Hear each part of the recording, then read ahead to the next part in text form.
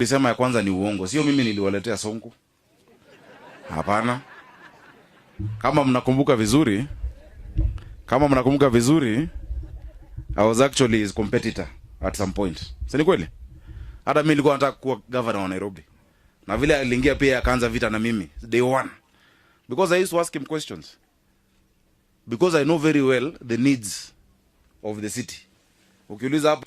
So it is not that easy tulimleta, nyinyi ndio mlimpigia kura.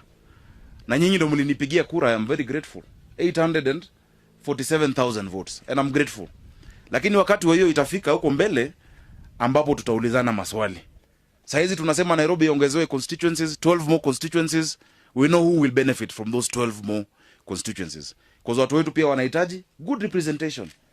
Kuna mahali unapata mbunge ako na watu 20,000 na anakuja bunge na kuna kura moja na mtu ambaye ako na watu 200,000 kwa bunge.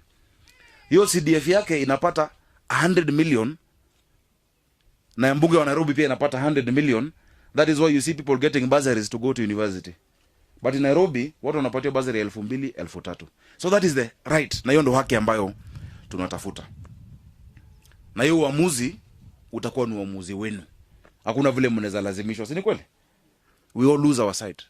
Juzi mliona Githurai, what happened? Kuna vijana walikuja na marungu kusumbua hao traders, na kuna wengine pia walikuwa wamepangwa warudishe.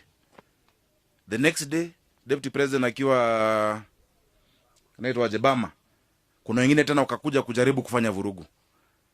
That is a vicious cycle. Who wins? Who wins? No one. No one will win from that.